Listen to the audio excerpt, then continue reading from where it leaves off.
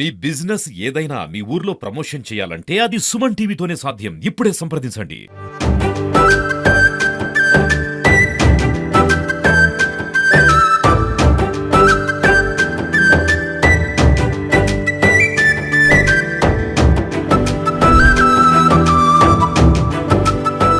Welcome to Suman TV Warangal.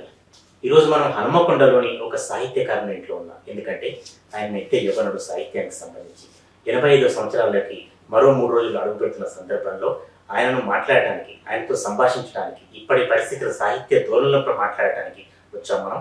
వారి కేంద్ర సాహిత్య అకాడమీ అవార్డు గ్రహీత, అనేక పురస్కారాలు, నిజానికి చాలా తక్కువ పురస్కారాలు, వారి స్థాయిలో చూస్తే తక్కువ పురస్కారాలు వచ్చినట్లే. ప్రభుత్వం తరఫున ఆదరణ కూడా తక్కువే అనిపిస్తుంది చాలా మంది అభిమానులకు, వారి అభిమానులకు. కానీ కేంద్ర సాహిత్య అకాడమీ అవార్డు అందుకున్నారు, అనేక పురస్కారాలు తీసుకున్నారు. ముఖ్యంగా ఇవన్నీ కాకుండా సాహిత్యకారులు, తోటి సాహిత్యకారులకు, చాలా మంది అభిమానులకు మాత్రం వారి అంపశయ్య నవీన్ ఒక నవల పేరునే ఇంటి పేరుగా మర్చుకున్నారు. నిజానికి వారి పేరు మల్లయ్య. కానీ ఇవాళ కలన్యంతో అత్యంత ప్రసిద్ధులై, నవీన్గా ప్రసిద్ధులై, తర్వాత కాలరేఖలు అనే ఒక నవల ద్వారా కేంద్ర సాహిత్య అకాడమీ అవార్డు అందుకున్నారు. వేలాది మంది హృదయాల్లో స్థానం సంపాదించుకున్నారు. మరి 85వ సంవత్సరంలో అడుగు పెడుతున్న సమయంలో వారి ఆలోచనలు, అభిప్రాయాలు, ప్రస్తుత సాహిత్య ధోరణిలో ఒకసారి మాట్లాడే ప్రయత్నం చేద్దాం. ముందుగా అడ్వాన్స్ శుభాకాంక్షలు, జన్మదిన శుభాకాంక్షలు నవీన్ గారు. Thank you Venumadhav. నేను ఇప్పుడు అన్నట్టు సార్, నిజానికి సాహిత్యానికి ప్రకారం నిత్య ఇవ్వాలి. ఈ 85 సంవత్సరాల్లో మీ సాహిత్య కాలం ఎన్ని రోజులు, ఎప్పటి నుంచి అసలు ఈ ప్రస్థానం స్టార్ట్ అయ్యి చెప్పండి. నేను ఎంఏ చదువుతున్న రోజుల్లోనే సార్, అంటే 1962 టు 64 ఎంఏ కంప్లీట్ అయింది. ఆ ఎంఏ చదువుతున్న రోజుల్లోనే యూనివర్సిటీలో ఉస్మానియాలో చదివాను నేను ఎంఏ. అప్పుడు ఇంకా వరంగల్లో ఎంఏ రాలేదు. ఉస్మానియాలో నేను ఎంఏ చదువుతున్న రోజుల్లో అంటే 62-64 సంవత్సరాల్లో అప్పటి నుంచి నేను రాయడం మొదలుపెట్టిన. ముఖ్యంగా అప్పుడు మొదలు కథలు రాశాను. తర్వాత సాహిత్యంలో ఉన్నటువంటి అనేక ధోరణులు ఏమిటి అనేది కూడా నేను చదివాను. ఊరికనే చదవడం కాకుండా ఈ థియరీ ఆఫ్ లిటరేచర్ అంటారు, అసలు ఎట్లా రాయాలి, ఏమిటి దాని రూల్స్ ఏంటి, లిటరేచర్ ఏంటి, అవన్నీ కూడా తెలుసుకున్న తర్వాత నేను సీరియస్గా రాయడం మొదలుపెట్టిన. ఊరికనే అల్లాటప్పగా రాయడం కాకుండా. అయితే ఎంఏ చదువుతున్న రోజుల్లో నాకు ఈ చైతన్య స్రవంతి అనే కొత్త సాహిత్య ప్రక్రియ గురించి చదివాను. కొంతమంది ఫ్రెండ్స్ కూడా చెప్పారు ఆ సాహిత్యంలో ఉన్నటువంటి ఆ సాహిత్య ధోరణి ముఖ్యంగా వెస్ట్రన్ సాహిత్యంలో చాలా ప్రఖ్యాతి వహించింది అని అనుకుంటే, నేను అప్పుడు అనుకున్నా ఈ మామూలుగా అందరూ రాసే ధోరణిలో కాకుండా మనం ఇది కొత్త ధోరణిలో రాద్దాం అని చెప్పి ఈ చైతన్య స్రవంతి అనే శిల్పాన్ని నేను ఆల్మోస్ట్ నా సొంతం చేస్తున్నాను అనుకోండి. ఎందుకంటే బాగా చదివాను దాని గురించి. దానికి ఇప్పుడు సైకాలజీకి దానికి ఏంటి సంబంధం, సాహిత్యానికి ఏంటి సంబంధం, దాన్ని రాయడంలో మనం తీసుకోవాల్సిన జాగ్రత్తలు ఏమిటి, ఇవన్నీ నేను తెలుసుకున్నాను. అప్పుడు ఒక చిన్న షార్ట్ స్టోరీ రాశాను నేను ఎంఏలో ఉండగా. దాని పేరు ఏంటంటే అధోలోకం. ఫస్ట్ అధోలోకం ఈ చైతన్య స్రవంతి శిల్పంలో రాసిన ఫస్ట్ షార్ట్ స్టోరీ. అందుకేంటంటే ఇప్పుడు చైతన్య స్రవంతికి మామూలు ధోరణికి వ్యత్యాసం ఏమిటంటే, చైతన్య స్రవంతిలో మన మైండ్లోకి ఏ ఆలోచన వస్తే ఆ ఆలోచనని మనం రచనగా చేయడానికి ప్రయత్నం చేస్తాం. లేకుండా దానికి మనకు ఎట్లా ముఖ్యంగా మన మైండ్లో వచ్చే ఆలోచనలు, మైండ్లో వచ్చేటువంటి అనేక దూరం అవన్నీ కూడా మనం ఏమీ దాన్ని ఉడబోత లేకుండా ఇట్లా రాస్తే బూత్ అవుతుందేమో, ఇట్లా అదేం అట్లాంటివి లేకుండా మైండ్లోకి వచ్చినటువంటి కొన్ని ముఖ్యమైన ఆలోచనల్ని ఈ రచనల ద్వారా మనం బహిర్గతం చేయడం అనేది చైతన్య స్రవంతి యొక్క ముఖ్య లక్షణం. Right sir. చైతన్య స్రవంతి అంపశయ్యకు వెళ్లే ముందు ఒక మాట, అంటే మీరు ఫస్ట్ రాసిన కవిత కావచ్చు, కథానిక కావచ్చు, లేకపోతే చాలా మంది రచయితలకు ప్రభావం పడ్డ రచయితల తర్వాత కొంత సాహిత్యంలో మార్పు వస్తుంది, దానికంటే ముందు కొంత సాహిత్యం మార్పు వస్తుంది. మీకు ఎట్లా ఉన్నా? నేను ఏమి చదవకపోయినా కూడా రాయాలనే కోరిక ఉండేది. అది సంథింగ్ ఇన్బోర్న్. నేను అందుకని నాకు ఏమనిపిస్తుంది అంటే అది పుట్టుకతోనే రచయిత అనేవాడు నన్ను ఆవహించాడు అనిపిస్తుంది. ఎందుకంటే నేను ఎవరు చదవకముందే, ఏమి చేయకముందే నేను ఏదైనా ఇట్లా రాసే ఎట్లా ఉంటుంది అనుకునేవాడిని. ఇప్పుడు నేను అప్పుడు చిన్న వయసులో హరికథలు ఎక్కడ చెప్తున్నారంటే వెళ్ళేవాడిని, బుర్రకథలు ఎక్కడంటే వెళ్ళేవాడిని, తర్వాత వీధి నాటకాలు వస్తుంటే వెళ్ళేవాడిని. ఎందుకంటే నాకు ఆ వీధి నాటకాల్లో కానీ, హరికథల్లో కానీ, బుర్రకథల్లో కానీ ఒక కథ ఉంది. ఆ కథని పట్టుకునేవాడిని నేను. ఆ కథలో ఉన్నటువంటి ముఖ్యమైన అంశం ఏమిటి, దానివల్ల ఏంటి మనకు ప్రయోజనం, సమాజానికి కూడా దానివల్ల ఏం ప్రయోజనం, ఇవన్నీ ఆలోచించేవాళ్ళు అనమాట. సో అందుకని నేను హై స్కూల్లోకి వచ్చినప్పటికీ రాయాలన్న ఒక ఉండేది, ఆదరత ఉండేది. అప్పుడు నేను నా 5వ తరగతి 6వ తరగతి రోజుల్లోనే నేను ఒక చిన్న కథ రాశాను. దాని పేరు రత్నాకరుడు అని పేరు పెట్టాను. ముందు ఉంది. ఆ తర్వాత సీరియస్గా రాయడం అనుకున్నట్టే బిఏ చదువుతున్నటువంటి రోజుల్లో ఇక్కడ ఆర్ట్స్ కాలేజీలో చదివాను. ఇప్పుడు ఆర్ట్స్ అండ్ సైన్స్ కాలేజీలో ఆ రోజుల్లో ఇప్పటికి మరి అది తీసేసినట్టున్నది. ఆ రోజుల్లో ఈ సాహిత్య పోటీలు జరిగేది. సాహిత్య పోటీలు అంటే కథానికి రాయడం, తర్వాత ఒక వ్యాసం రాయడం, లేఖలు రాయడం, ఇట్లాంటి వాటిలో పోటీ అనమాట. దాంట్లో నేను పీయూసీలో ఉన్నప్పుడే, అంటే మొట్టమొదటి సంవత్సరంలో ఉన్నప్పుడే ఒక కథ రాశాను. కథ రాసి పోటీకి ఇచ్చాను అనమాట. పోటీకి ఇచ్చి సాధారణంగా ఏంటంటే సీనియర్ స్టూడెంట్స్కి ఈ పోటీల్లో ప్రైజ్ వచ్చేది. నేను జూనియర్ మోస్ట్ పీయూసీ అంటే అట్లా కథ రాసి అంతే అప్పుడు ఒక కథ రాసి పోటీకి ఇస్తే దానికి ప్రెస్ వచ్చిందండి. నేను చాలా సంతోషపడను కూడా. నేను దట్ ఈస్ ఫస్ట్ సీరియస్గా నేను రాస్తున్నాను. ఒక బీజం అంతే. చైతన్య శ్రవంతి దగ్గర పోతాం సార్. ఇప్పుడు మీరు అప్పుడు తెలిసి తెలియకనో లేదా ఫాలో అయిన చైతన్య శ్రవంతి ఇప్పుడు చాలా తెలుగు సినిమాల్లో లేటెస్ట్ గా ఏది అనుకుంటే అది మాట్లాడితేనే ఆ సినిమాలు హిట్ అవుతున్నాయి, ఆ డైలాగులు బాగా హిట్ అవుతున్నాయి. దీన్ని ఎట్లా విశ్లేషిస్తారు? అంటే ఇప్పుడు చాలా సహజంగా అదే చాలా రియాలిటీ. ఇప్పుడు చైతన్య శ్రవంతిలో ఉన్న విశేషం ఏమిటంటే పైకి కనిపించేది కాదు, నీ మైండ్ లోపల ఏం జరుగుతుంది అది చెప్పడం అనమాట. ఇప్పుడు సినిమాలో కూడా మీకు అట్లాంటి డైలాగ్స్ చేస్తే వెంటనే స్పందన వస్తుంది పరంగా కాకుండా అలా కాకుండా. ఎందుకంటే వాడి మనసులో కూడా అట్లాంటి థాట్ వస్తాయి. అందుకని అది నాలాగానే ఉంది ఇది అని కనెక్ట్ అవుతాడు వాడు వెంటనే. అందుకని నేను అంబశయ్య రాసినప్పుడు ఒక యూనివర్సిటీ స్టూడెంట్ ఒక హాస్టల్లో ఉంటాడు. ఆ హాస్టల్లో రకరకాల విద్యార్థులు ఉంటారు.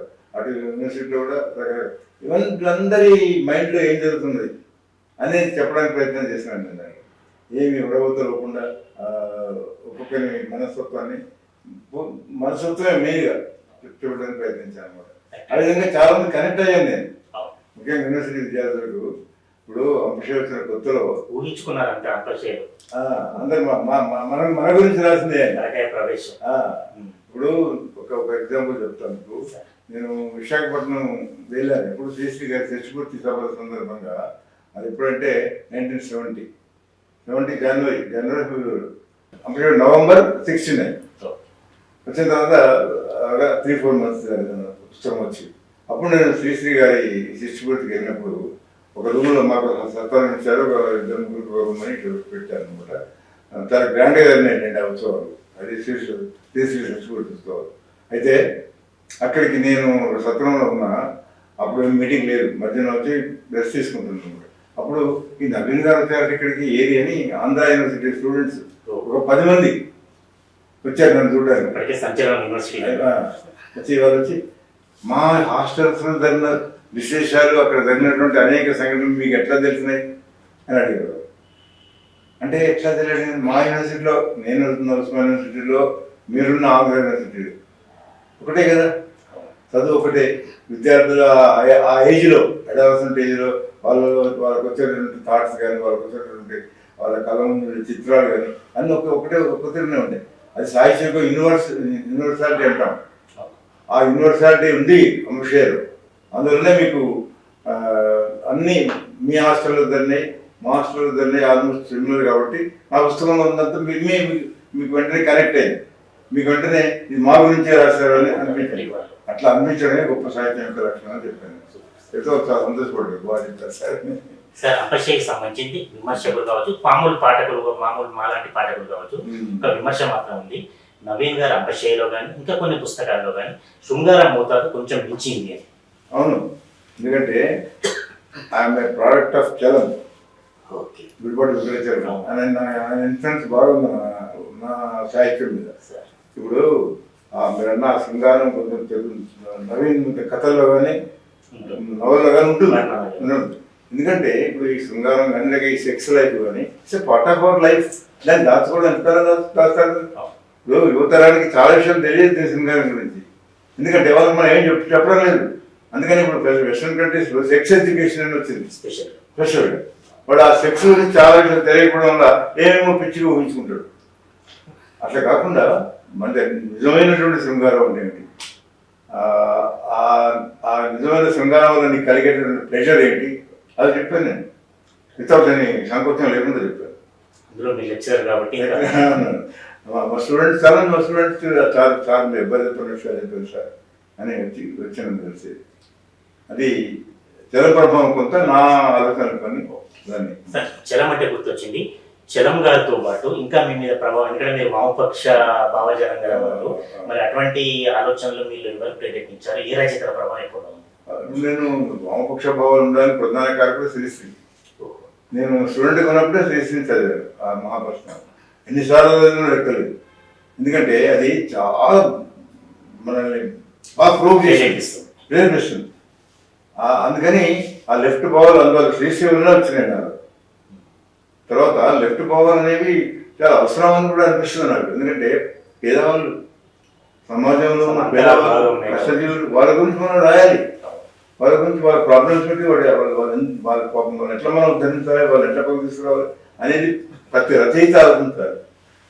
కష్టజీవులు అనేవాళ్ళు ప్రతి రచయితకు చాలా అభిమానులు. మీరు నాస్తికవాదా సార్? Of course. అయితే మీరు ఇప్పుడు శ్రీశ్రీ గారి గురించి చెప్పారు, నాస్తికవాదం అన్నారు. అయితే శ్రీశ్రీ గారు ఏమన్నారంటే కుటుంబం కోసం అవసరం ఉంటే సత్యనారాయణ వ్రతాల్లో కూడా నేను కూర్చొనేవాడిని. మీ కుటుంబంలో ఎట్లా ఉంది, మీరేం ఆచరించారు? నేను సత్యనారాయణ వ్రతంలో కానీ ఇట్లాంటి ఉన్నాయి కదా రిచువల్స్, నేను దీంట్లో పార్టిసిపేట్ చేయాలి. పెళ్లి ఎట్లా అయింది మేడం? పెళ్లి అప్పుడు అప్పుడు తెలియని వస్తువు, అప్పుడు బ్రహ్మ మీద వచ్చారు, చదివారు, మంత్రాలు చేశారు. ఎప్పుడు ఆచరించలేదు, పెద్దగా ఆలోచించలేదు. నేను అసలు గుడికి కూడా వెళ్ళను. మేడం కూడా నాస్తికవాదేనంటే మేడం మేడం కర్ణించని చెప్పాలి మీరు పిల్లలకు మేడం కుటుంబానికి. ఆమె ఇప్పుడు ఆమె మరీ చాదస్తం కాదు, అట్లా చాదస్తాలంటే మాత్రం నేను వెంటనే గట్టిగా చెప్పేవాడు. మామూలుగా పూజ చేసుకోవడం రొటీన్ పర్వాలేదు, దానివల్ల ఎవరికి ఏమి హానికరం లేదు. అదే నీ చాదస్థానాల్లో చాలా హాని జరుగుతుంది సమాజానికి. అందువల్ల అట్లా చాదస్థానాల్లో పాపం లేకుండే, అందువల్ల ఆమె ఫస్ట్ ఒక మామూలుగా రొటీన్గా పూజ చేసుకునేది అంతే. అంతే తప్ప మరీ చాదస్తాం మూఢనమ్మకాలు, ఇట్లా చేస్తేనే దేవుడు సంతోషపడతాడు, ఇట్లా చేస్తేనే కోరికలు కోరితే దేవుడు విధిస్తాడు, అది ఎప్పుడు లేదు మనకి. అట్లా కోరికలు కోరడం లేదు, మన వెంకటేశ్వర స్వామి గారిని ఇది చేయడం అదంతా ఏం లేదు, అట్లాంటి ఉండదు కదా. ఒక్కసారి మళ్ళీ నవలకు వద్దాం సార్. అంపశయ్యను ఒకసారి అంటే చాలా మంది తమకు ఇంతమంది నేను చెప్పినట్టు పరకాయ ప్రవేశం చేసుకున్నారు, అంత సంచలనం. అయితే అంపశయ్యకు పాఠకుల అభిమానం ఎప్పుడు కలిగింది. కాలరేఖలు లాంటి నవలకు కేంద్ర సాహిత్య అకాడమీ అంటే చాలా పురస్కారాలు వచ్చాయి. ఈ వైరుధ్యం ఎట్లా చెప్తారు?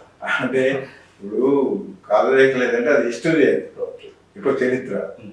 ఒకసారి ఇక్కడ జరిగినటువంటి సంఘటనలు నేను నవలగా రాశాను. అందుకని ఇప్పుడు అంపశయ్యేమో అందరికీ కూడా కనెక్ట్ అవుతుంది, చరిత్ర మాత్రం కొందరికి కనెక్ట్ అవుతుంది.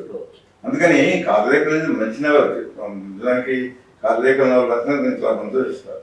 ఎందుకంటే అప్పటి వాతావరణం, అప్పుడు 60 ఎప్పుడు అదే 60 ఇంకా ఇంకా ఇంకా దూరం 40s జరిగినటువంటి సంఘటనలు. ఇప్పుడు సాయుధ పోరాటం వచ్చింది కదా మనకు. వీళ్ళంతా ముఖ్యంగా ఎట్లా వచ్చిందంటే ఈ కష్టజీవులు తిరగబడ్డారు.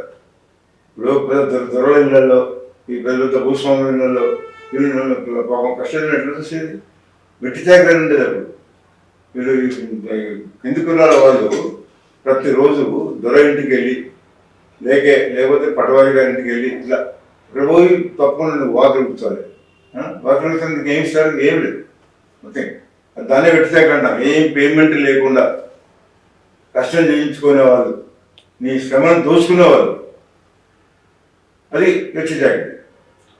దానివల్ల క్రమక్రమంగా ఏమైపోయింది అంటే ఎక్కువైపోయింది, రోజు రోజుకు ఇంకా ఎక్కువ. ఆ వెట్టి జాకెట్తో పాటుగా ఇంకా బాగా చిన్న చిన్న భూస్వాములు హింసించడం, చాలా సమాజంలో కింది వర్గాల వాళ్ళకు జరిగినటువంటి తీవ్రమైన అన్యాయాల వల్ల సాయుధ పోరాటం వచ్చింది. ఈ అప్పటికే కమ్యూనిస్ట్ పార్టీ ఫామ్ అయిపోయి వాళ్ళు ఏమనుకున్నారు, మనం తిరగబడి కొంతమంది పెద్ద పెద్ద భూస్వాములు మనం బుద్ధి చెప్తే తప్ప మనం కష్టజీవులు ఉద్ధరించలేము అనే పాలసీ వచ్చింది. వాళ్ళు వచ్చి అది ఎంత 1946 అనుకుంటారు. 1946 నుంచి మరి 51 వరకు దాదాపు బిఫోర్ తీవ్రమైనటువంటి పోరాటం జరిగింది. చాలా మంది చనిపోయారు. ఇటు దొరలు భూస్వాములు కొందరు చనిపోయారు, ఇటు కర్షకులు చనిపోయారు, ఇటు పోలీసులు చనిపోయారు. అన్ని అంత వేగం వచ్చింది అనమాట. అంత తీవ్రమైనటువంటి తిరుగుబాటు వచ్చింది పేద ప్రజల నుంచి. దీన్ని మనం చరిత్రలో వెనక్కి పోతే ఫ్రెంచ్ రెవల్యూషన్ జరిగింది, అట్లాంటిదే ఇది. కాకపోతే ఫ్రెంచ్ రెవల్యూషన్ మొత్తం దీని కొంచెం ఎక్కువ ప్రచారం కాకపోవడం వల్ల పరిస్థితి కాబట్టి అందువల్ల అది మన ఫ్రెంచ్ రెవల్యూషన్ ఎంత ప్రభావం కలిగించిందో మన సాయుధ పోరాటం కూడా అంత చాలా మంది పేదవాళ్ళకి చాలా న్యాయం జరిగింది. అంతకుముందు అరే తురే ఎట్లా పడతారు నానడం నొక్కొచ్చినట్టు మాట్లాడడం తిట్టడం ఇవన్నీ ఉండేది.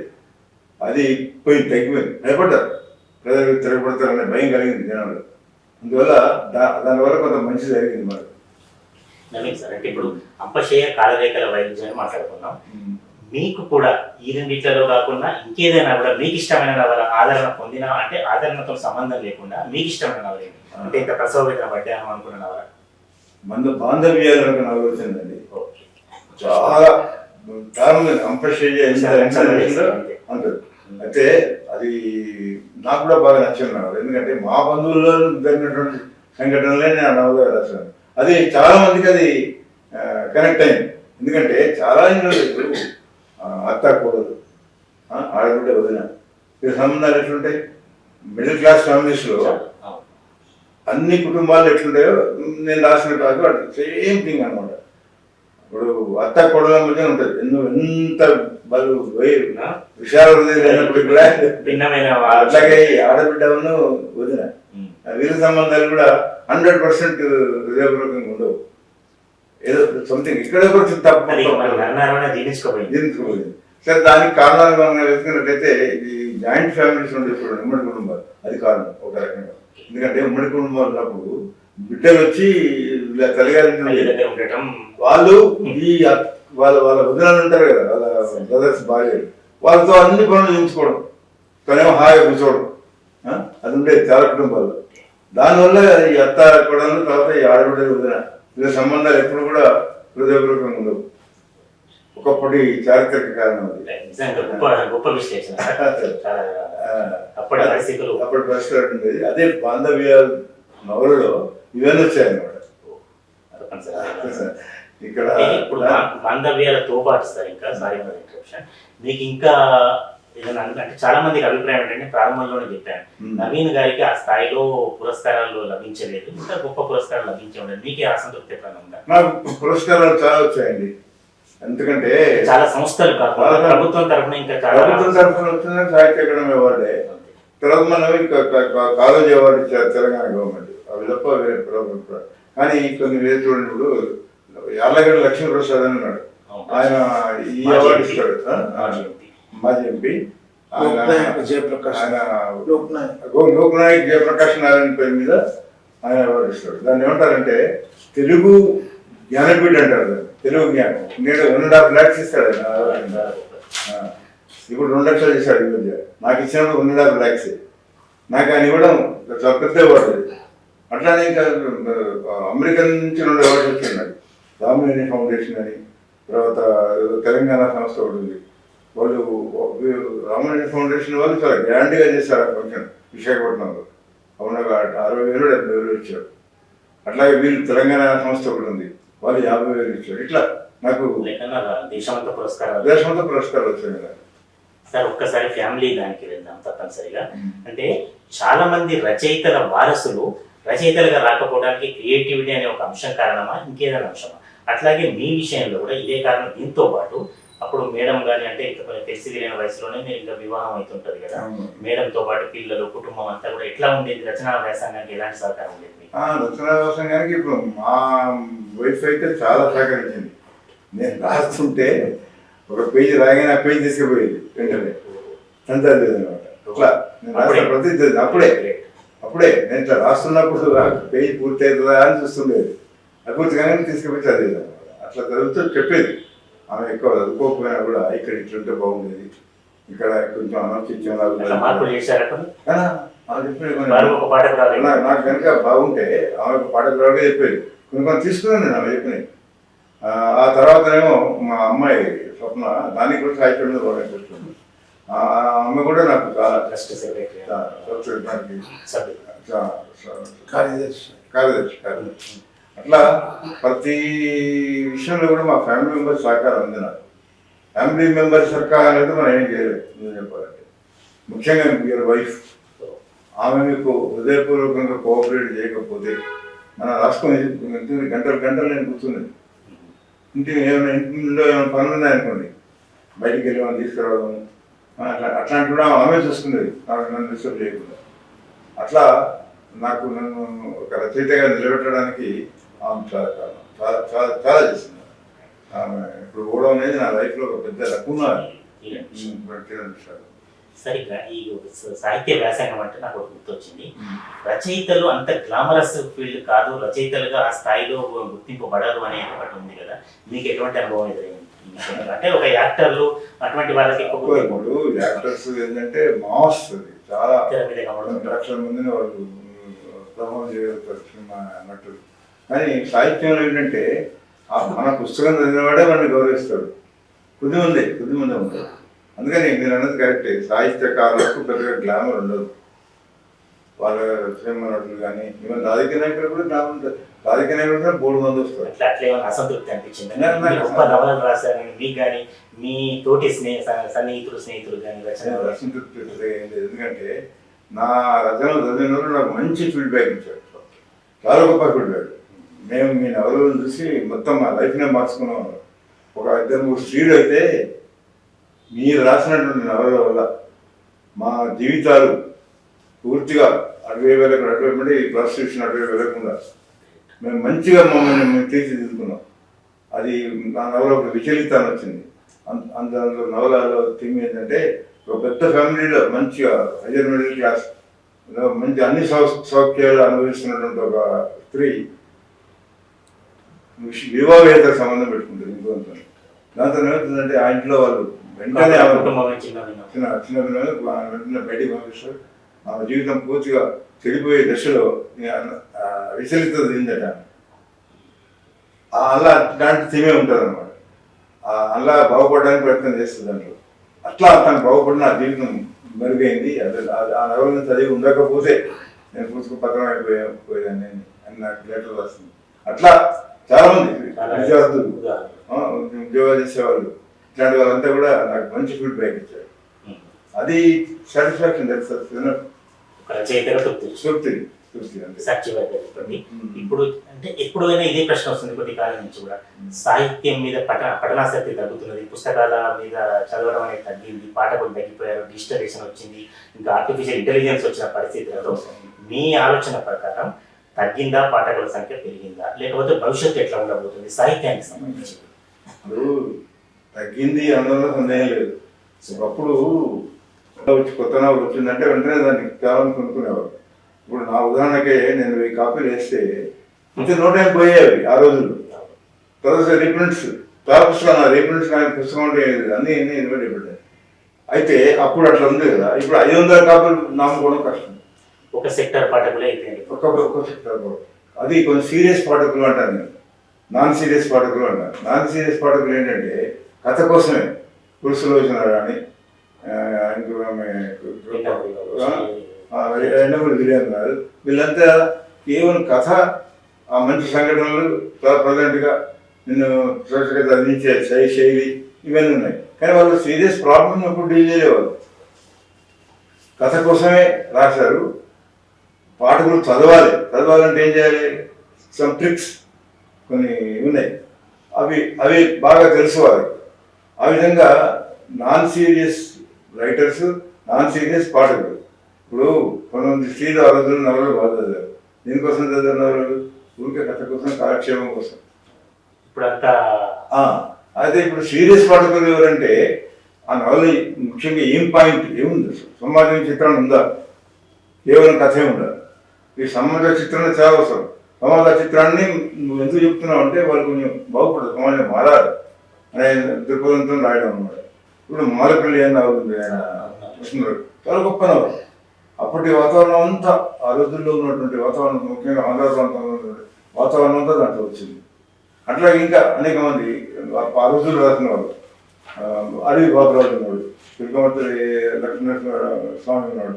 వీళ్ళంతా కూడా ఒక సీరియస్ సబ్జెక్ట్ సమాజంలో అంశాలు ఆ నాన్ సీరియస్ రైటర్స్ ఎవరంటే ఊరికేనే కథ ఏదో కథ చెప్తాం, మనం కథ చెప్తాం. ఇప్పుడు సులోచన రాణి ఒక 15-20 నవలు రాసింది, బాగా చదివారు నేను. ఒకసారి సులోచన రాణి గారితో నేను ఫోన్లో మాట్లాడాను, ఒక ఇంటికి పోదాం వాళ్ళ ఇంటికి. ఎందుకంటే ఆమె శైలి నాకు చాలా ఇష్టం, చాలా బాగా రాస్తుంది. అయితే ఫోన్ చేసి అయితే ఆమె వెంటనే వచ్చింది, నేను ఫలానా నవీన్ గారు, ఇవి నవీన్ గారు మేము రాసే దానికంటే మీరు రాయడం చాలా బాగుంటుంది, మీ వే ఆఫ్ రైటింగ్ కానీ మీ క్యారెక్టరైజేషన్ కానీ చాలా అద్భుతంగా ఉంటుంది సార్, మేమేమో కేవలం చదివిన కోసం రాస్తాను ఒప్పుకున్నారు తెలుసా. అయితే నేను మీ ఇంటికి రావాలి, ఇప్పుడు అసలు ట్రాన్సాక్షన్ ఆమె అట్లా అన్నారు, మేము రాసే దానికంటే మీరు రాసేది బాగుంటుంది, అది సమాజానికి ఎక్కువ ఉపయోగకరమని చెప్పుకున్నారు. అట్లనే ఒకసారి ఇక్కడికి పోయినాను, మారుతి చంద్రుడు అని, ఆమె చాలా బాగా సాహిత్యానికి బాగా చదివింది.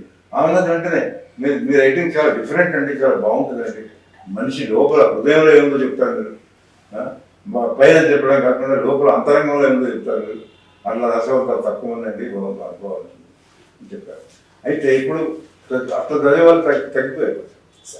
కానీ ముందు ముందు ఫ్యూచర్లో సాహిత్యం ఏమవుతుందంటే ఇప్పుడు ఈ బుక్స్ నడుస్తుంది, ఇట్లా పుస్తకాలు ప్రింట్ చేయడానికి ఈ బుక్స్లో పెడతారు. తర్వాత ఇట్లా రకరకాల టెక్నాలజికల్ చాలా పెద్ద రెవల్యూషన్. అందుకని అట్లా ఎక్కువ టెక్నాలజీ అయిపోతుంది సాహిత్యం కూడా ముందు. ఆర్టిఫిషియల్ ఇంటెలిజెన్స్ అని ఇవన్నీ వస్తాయి,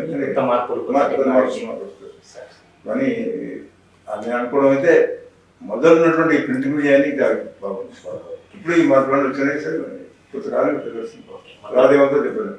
24వ తేదీన అందరి సాహిత్య అభిమానుల సమక్షంలో 85వ జన్మదినోత్సవం జరుపుకుంటున్నారు సార్. ఈ సందర్భంగా ఒక మాట చెప్పండి, ఇంకా సాహిత్య మీద అభిరుచి పెరగాలంటే పాఠకులు ఏం చేయాలి, ప్రభుత్వం ఏం చేయాలి, సాహిత్యకారులు కూడా ఏం చేయాలి? సాహిత్యకారులు ఫస్ట్ పాఠకులను దృష్టిలో పెట్టుకుని రాయాలి. మరీ ఇప్పుడు ఏంటంటే ఒక టెక్నిక్ సార్, ఒక కొత్త రకం అది ఆధునికాంతరవాదం అని అట్లాంటి ఉన్నాయి, చాలా వెస్ట్లో వచ్చినాయి. అట్లా రాద్దాం ప్రయత్నం చేస్తాను మన వాళ్ళు, కానీ అది పాఠకులు పోవడం లేదు, ఆగటం. అట్లాంటి రాయడం కాకుండా కొంచెం చాలా చక్కగా వాళ్ళని చదివించేటట్టుగా. ఇంకోటి ఏంటంటే పెద్ద నవలకి ఇప్పుడు పాలన చెల్లిపోయింది. అందుకని క్లుప్తం ఇప్పుడు నేను రిలీజ్ చేయబోయిన ఓన్లీ 150 pages, చాలా చిన్న నవల. అది చక్కగా చదివిస్తుంది మీకు, దానిలో ఒక సందేశం కూడా ఉంటుంది. అట్లా రావాలి ముందు ముందు సాహిత్యం, అట్లా మార్పు తప్పదు. నువ్వు 600 పేజీలు 800 పేజీలు రాసానే ఇప్పుడు చదవాలి లేదు. అందుకని అట్లా ఈ టెక్నాలజీ ప్రభావం సాహిత్యం మీద పడుతుంది, బాగా పడుతుంది. అది పడుతుంది, ఆల్రెడీ స్టార్ట్ అయింది. అది ఇంకా ముందు